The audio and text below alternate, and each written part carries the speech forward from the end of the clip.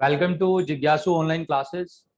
Last class में बच्चों हम लोगों ने इकोनॉमी के बारे में पढ़ लिया था कि माइक्रो एंड मैक्रो इकोनॉमिक्स क्या है। आज की क्लास में हम लोग जो डिस्कस करने वाले हैं वो इकोनॉमी की प्रॉब्लम डिस्कस करेंगे, दैट इज स्कैरसिटी। और स्कैरसिटी के बाद हम लोग आएंगे जब कंट्री का एलोकेशन ऑफ रिसोर्स हो जाता है तो उस एलोकेशन ऑफ रिसोर्स के बाद हमारी इकोनॉमी में सेंट्रल प्रॉब्लम कैसे एंटर करता है। तो आज की क्लास का हमारा मेन एजेंडा है कि हम अपनी इकोनॉमी की सेंट्रल प्रॉब्लम को समझें। स्केयरसिटी वर्ड आप लोगों ने सुना होगा। स्केयरसिटी का मीनिंग क्या होता है? स्केयरसिटी का मतलब होता है किसी भी चीज की लिमिटेशन, किसी भी चीज की कमी का होना। अगर मार्केट में किसी चीज की डिमांड बहुत ज्यादा है और उसकी मार्केट में सप्लाई बहुत कम है तो इसका मतलब वो जो गुड है या वो जो रिसोर्स है वो स्केयरसिटी वाली प्रॉब्लम को फेस कर रहा है। स्केयरसिटी का मतलब इन शॉर्ट क्या हुआ कि जब इकोनॉमी में रिसोर्सेज लिमिटेड हैं और हमारे जो वांट्स हैं वो अनलिमिटेड है तो हमारे पास रिसोर्स कम हो जाते हैं। That is the situation of scarcity. Scarcity के रीजन क्या है, क्यों आखिर हमारी इकोनॉमी में स्केयरसिटी आती है? क्वेश्चन आता है कॉजेज क्या है जिन रीजन से हमारी इकोनॉमी में स्केयरसिटी की प्रॉब्लम जनरेट होती है।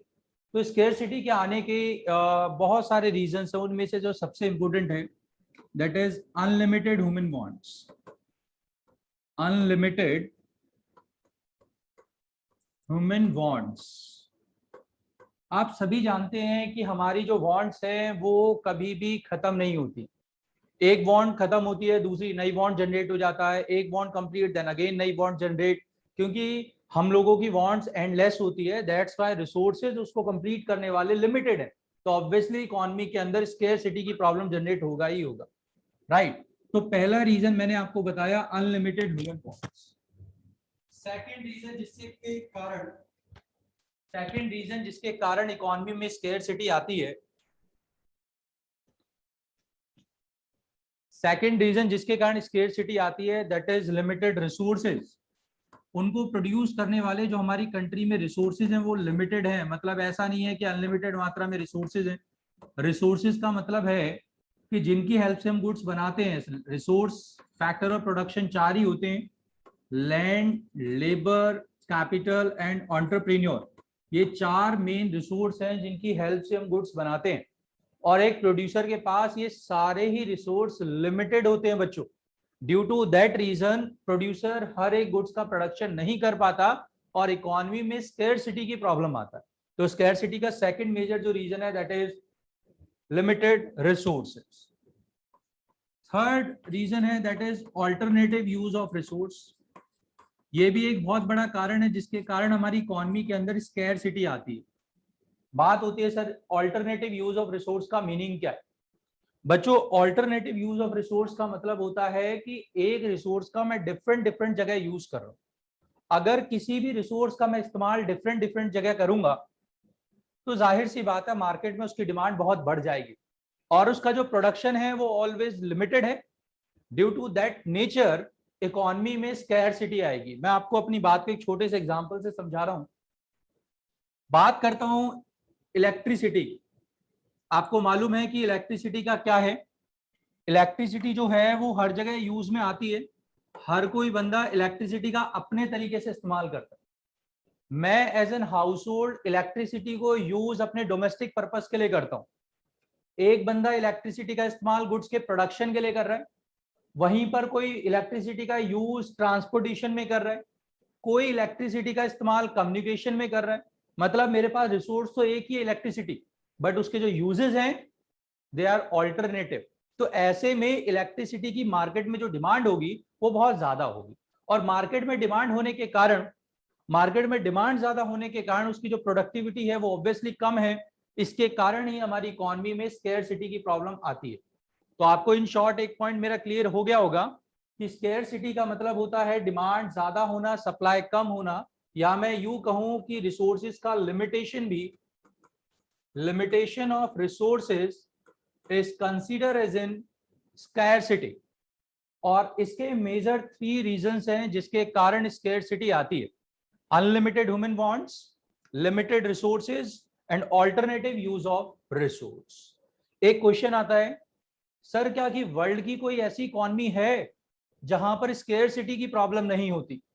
तो आप लोगों को मैं बता दूं बच्चों, ऐसी वर्ल्ड में कोई भी इकॉनमी नहीं है जहां पर स्केर्सिटी की प्रॉब्लम नहीं होता। स्केर्सिटी हर तरीके की इकॉनमी के द्वारा फेस होता है, चाहे वो इकॉनमी डेवलप्ड नेशन हो या वो अंडर डेवलप्ड हो। डेवलप्ड हो या अंडर डेवलप्ड हो, दोनों में ही स्केर्सिटी आती है। मैं एग्जांपल के थ्रू क्लियर कराता हूं। सपोज दैट अमेरिका एक डेवलप्ड नेशन है, बट कुछ रिसोर्स ऐसे होंगे जो कि वहां भी लिमिटेड ही होंगे, right.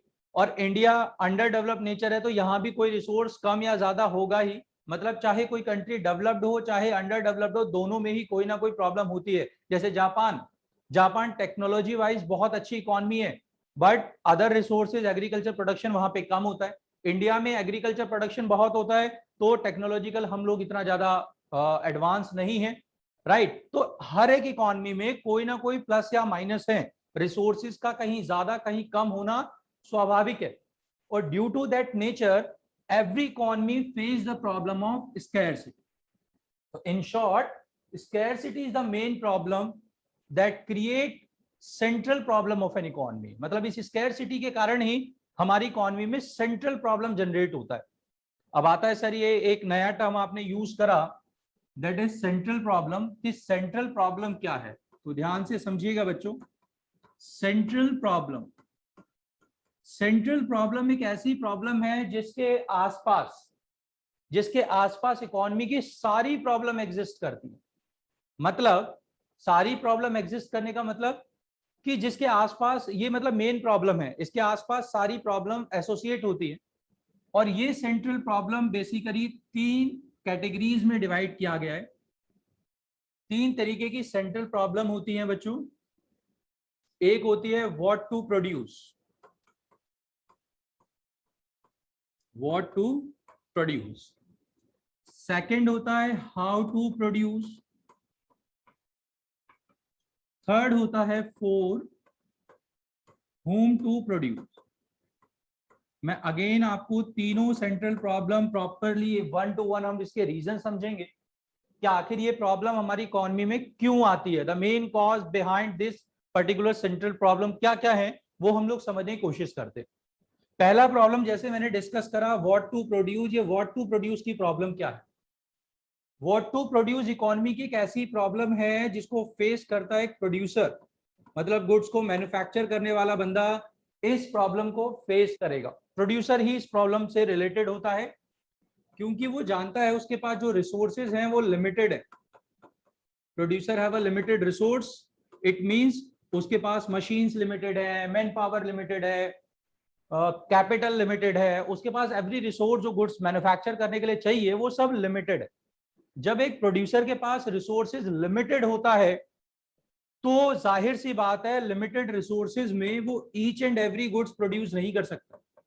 Each and every goods can't be produced. Producer हर एक कंज्यूमर के पॉइंट ऑफ व्यू से सारी गुड्स को मैन्युफैक्चर नहीं कर सकता। जब वो सारी गुड्स मैन्युफैक्चर नहीं कर सकता तो उसको सर डिसीजन लेना होता है। Producer take decision, producer decision लेता है। किस चीज का डिसीजन? कि कितनी क्वांटिटी और कितनी क्वालिटी गुड्स प्रोड्यूस करेगा। बिकॉज वो जानता है उसके पास जब रिसोर्सेज लिमिटेड है तो उसे सिलेक्शन करना ही पड़ेगा। वो सेलेक्ट करेगा ही कि मैं एक्स गुड प्रोड्यूस करूं या वाई गुड प्रोड्यूस करूं, मैं इसकी कितनी क्वांटिटी प्रोड्यूस करूंगा, मैं उसकी कितनी क्वांटिटी प्रोड्यूस करूंगा। बिकॉज उसके पास जो रिसोर्सेज हैं वो लिमिटेड है, that's why they will take decision related with quantity and quality. This kind of the decision is considered as an what to produce. What to produce is basic problem related with the selection of quantity and quality, because producer have a limited resources. As a result, they can't produce each and every kind of the commodity. They will produce that good only which give the maximum profit for that particular activity, right? तो what to produce का concept clear हो चुका होगा कि producer decide करता है कि भाई साहब कौन सी goods को produce करना है, because economy have a limited resources। पहला point था बच्चों ही। बात आता है सर व्हाट टू प्रोड्यूस तो क्लियर हो गया, बट ये सेकंड प्रॉब्लम आपने जो लिखी है हाउ टू प्रोड्यूस, ये क्या होता है? बिल्कुल सही बेटा, हाउ टू प्रोड्यूस का मतलब क्या है? नाम से ही पता लग रहा है हाउ टू प्रोड्यूस का मतलब है कि ये जो प्रॉब्लम है वो भी एक प्रोड्यूसर ही फेस करता है, ये प्रॉब्लम भी कौन फेस करता है, एक प्रोड्यूसर। बात आती है सर प्रोड्यूसर तो फेस करता है बट किस चीज की, ये जो प्रॉब्लम है that is selection of technique. ये प्रॉब्लम किस चीज की है, सिलेक्शन ऑफ टेक्निक। बात समझिए, फर्स्ट प्रॉब्लम में हमने समझा कि क्या गुड्स बनानी है, सेकंड प्रॉब्लम है कि कैसे बनानी है। जब गुड्स कैसे बनानी है इट मींस वहां पर प्रॉब्लम है प्रोड्यूसर के सामने कि वो अपने लिमिटेड रिसोर्सेज में टेक्नोलॉजी कौन सा यूज करेगा, और प्रोड्यूसर जो टेक्निक इस्तेमाल करेगा उसके सिलेक्शन प्रोसेस को ही हाउ टू प्रोड्यूस कहा गया। इस पॉइंट को मैं थोड़ा सा एक्सप्लेन करता हूं। ये जो हाउ टू प्रोड्यूस है, सिलेक्शन ऑफ टेक्निक की प्रॉब्लम है, ये बेसिकली दो पार्ट्स में स्प्लिट हो जाती है। टेक्नोलॉजी दो तरीके की बच्चों हो सकती है, एक होती है capital intensive, capital intensive technique, एक होता है लेबर इंटेंसिव टेक्निक। तो मैंने आपको दो तरीके की टेक्निक अभी शेयर करी है, हाउ टू प्रोड्यूस में, लेबर एंड कैपिटल। आइए हम लोग इसको थोड़ा सा अच्छे से समझते हैं। सेकंड प्रॉब्लम मैंने अभी आपको शेयर करा, हाउ टू प्रोड्यूस। ये जो हाउ टू प्रोड्यूस की प्रॉब्लम है वो सिलेक्शन ऑफ टेक्निक की है, और मैंने अभी आपके साथ शेयर करा कि हाउ टू प्रोड्यूस के अंदर दो तरीके की टेक्निक हो सकती है। पहली टेक्निक जो मैंने आपके साथ बताई that is capital intensive technique, और सेकंड होती है लेबर इंटेंसिव टेक्निक। हम लोग दोनों के बारे में ध्यान से समझते हैं, राइट। कैपिटल इंटेंसिव टेक्निक बच्चों वो टेक्निक होती है, कैपिटल इंटेंसिव टेक्निक हम उसे बोलते हैं, आप लोगों को मालूम होगा कि कैपिटल इंटेंसिव टेक्निक वो है जिसमें ज्यादा से ज्यादा कैपिटल, जिसमें ज्यादा से ज्यादा कैपिटल का इस्तेमाल हो रहा है। मतलब कैपिटल इसमें ज्यादा होगा, इट मींस मशीन्स वगैरह ज्यादा यूज होंगी, और लेबर का जो यूज होगा वो कम होगा विद रिस्पेक्ट टू कैपिटल। अगर मैं मशीन या मनी का ज्यादा इस्तेमाल कर रहा हूं, लेबर का कम यूज कर रहा हूं, तो ऑब्वियसली मेरी कंट्री के अंदर गुड्स का जो प्रोडक्शन होगा दोस्तों, वो प्रोडक्शन ज्यादा होने वाला है भाई। याद रखना, अगर मैं मशीन टेक्नोलॉजी का इस्तेमाल करूंगा तो 101% production will be high. Production अगर ज्यादा होगा तो ऑब्वियसली ये जो इकोनॉमी होगी वो डेवलप्ड नेशन की इकोनॉमी है, मतलब ये अमीर देश है, डेवलप्ड नेशन है जो इस इकोनॉमी को यूज कर रहा है। तो इसमें जो बड़ी बात है वो, फर्स्ट बड़ी बात क्या है कि आपको कैपिटल में, इंटेंसिव टेक्निक में ज्यादा कैपिटल लेस लेबर यूज करना है, प्रोडक्शन आपका ज्यादा होगा, और डेवलप नेशन या डेवलप इकोनॉमी इस चीज का इस्तेमाल करती है। सर लेबर इंटेंसिव क्या है, लेबर इंटेंसिव की अगर मैं बात करूं, लेबर इंटेंसिव क्या है, लेबर इंटेंसिव एक ऐसी प्रॉब्लम होता है जिसमें टेक्निक है, सॉरी, जिसमें मोर लेबर एंड लेस कैपिटल, आप लेबर्स को एक्सेस यूज करते हो और जो कैपिटल है वो बहुत कम है। ऐसी चीज में हमारा जो प्रोडक्शन होगा, याद रखिएगा, वो कम होगा, और ये अंडर डेवलप इकोनॉमी यूज करती है लाइक इंडिया, क्योंकि हमारे जैसी इकोनॉमी जो अंडर डेवलप है वहां का एक कैरेक्टर होता है बच्चों कि वहां पॉपुलेशन का साइज बहुत ज्यादा है, राइट। तो आपको सेकंड प्रॉब्लम में क्या क्या समझ आया, मेरे पॉइंट को थोड़ा सा ध्यान से सुनिएगा। हाउ टू प्रोड्यूस, कैसे प्रोडक्शन करना है, ये जो कैसे वाली प्रॉब्लम है वो सिलेक्शन ऑफ टेक्निक की प्रॉब्लम है, और technique are classified in two categories, capital and labour. Capital की quality, production high, and develop nation will be applied this technique more because they have a more fund and capital intensive capacity उनका होता है। Labour intensive technique के अंदर labours access use होता है, capital कम, और इसमें प्रोडक्शन कम और अंडर डेवलप इकोनॉमी से यूज करता है। This selection of technique problem is known as how to produce. Now हम लोग आते हैं इकोनॉमी की थर्ड प्रॉब्लम। मैंने थर्ड प्रॉब्लम आपको कहा था for whom to produce, for whom to produce. अब एक और समस्या है बच्चों हमारे सामने कि प्रोड्यूसर ने पहले डिसाइड करा कि भाई मैं बनाऊंगा क्या, वो बेचारा वहां परेशान हो गया, यार मैं कौन सी गुड बना रहा हूं, मैं कौन सी क्वालिटी वाली गुड्स बनाऊंगा, कितनी क्वांटिटी उसका रहेगा, प्रॉफिट कितना होगा, सिलेक्शन ऑफ गुड्स में फंस गया वो। दूसरा वो बंदा फंसा प्रोड्यूसर की टेक्निक कौन सी लेनी है यार, कैपिटल लूं भाई साहब या लेबर लूं। थर्ड में वो और ज्यादा कंफ्यूज है। मतलब तीसरी प्रॉब्लम भी जो है वो एक प्रोड्यूसर ही फेस कर रहा है, वो एक प्रोड्यूसर फेस कर रहा है। बिकॉज आपको मालूम है कि हमारी इकॉनमी में डिस्ट्रीब्यूशन ऑफ इनकम बड़ा ही अनइक्वल है। आपने देखा होगा किसी बंदे के पास इनकम एंड प्रॉपर्टी बहुत ज्यादा है, आपकी ही सोसाइटी में आपके आसपास रहने वाला बंदा एक कोई होगा जो जैगवार, ऑडी, बीएमडब्ल्यू में आता है, एक होगा जो वैगनार, स्विफ्ट में और वैगनार में ट्रेवल कर रहा है, एक है जो बाइक स्प्लेंडर में घूम रहा है, एक बेचारा एटलस की साइकिल पर है, और एक अपना पैदल ही है। मेरी बात समझो मैं आपसे क्या कह रहा हूं। मैं आपसे ये कह रहा हूं कि हमारी इकॉनमी में इनकम का जो डिस्ट्रीब्यूशन है वो एक जैसा नहीं है। किसी बंदे के पास मार्केट में बहुत पैसा है और किसी बंदे के पास पैसा कम है। जब इकोनॉमी में लोगों के पास इनकम अनइक्वली डिस्ट्रीब्यूट होगा तो उनकी परचेजिंग कैपेसिटी भी अनइक्वल होगी।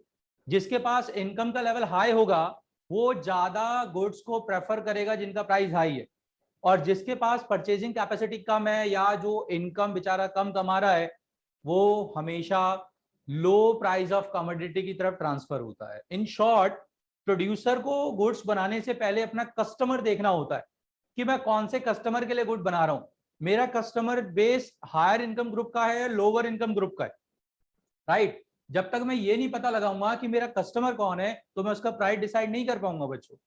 तो डिस्ट्रीब्यूशन ऑफ इनकम के कारण प्रोड्यूसर को डिसाइड करना पड़ता है कि जो गुड्स प्रोड्यूस कर रहा है वो एक रिच कैटेगरी के लिए या हाई इनकम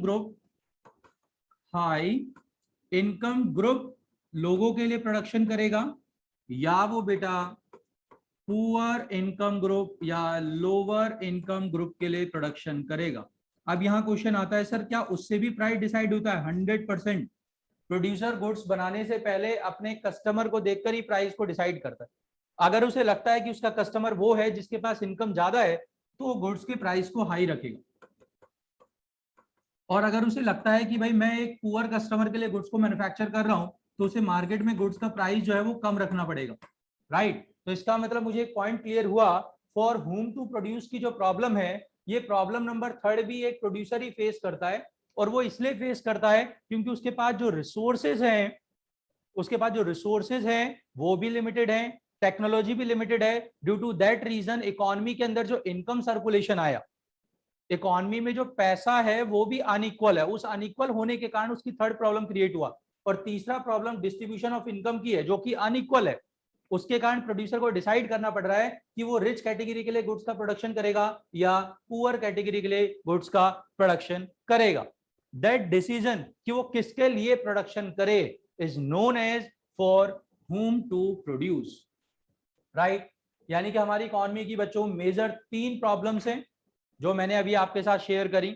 इकोनॉमी की सबसे पहली सेंट्रल प्रॉब्लम, देखिए मैं एक बार बहुत जल्दी से रिकॉल करा रहा हूं, इकोनॉमी की जो सबसे पहली सेंट्रल प्रॉब्लम है that is what to produce.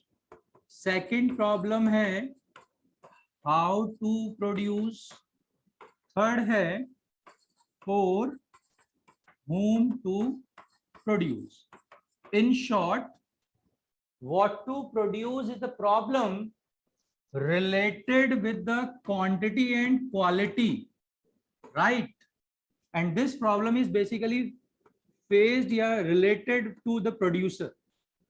Second problem is related with the selection of technique. And again इसको भी एक प्रोड्यूसर ही फेस करता है बच्चों। Third problem is related with the distribution of income जो कि अनइक्वल है, और इस प्रॉब्लम को भी एक प्रोड्यूसर ही फेस करता है। यानी कि इन शॉर्ट मैं आप लोगों से कह सकता हूं कि बच्चों ये what to produce, how to produce और होम टू प्रोड्यूस हमारी इकोनॉमी की मेजर 3 सेंट्रल प्रॉब्लम है, major 3 central problem of an economy, right. तो मुझे लगता है क्या आप लोगों को सेंट्रल प्रॉब्लम अच्छे से क्लैरिटी के साथ समझ आया होगा? इस वीडियो में हम लोगों ने क्या सीखा है? सबसे पहले हमने स्कैरसिटी के बारे में पढ़ा और second topic is related with central problem of an economy, right? यहां तक कोई डाउट किसी को?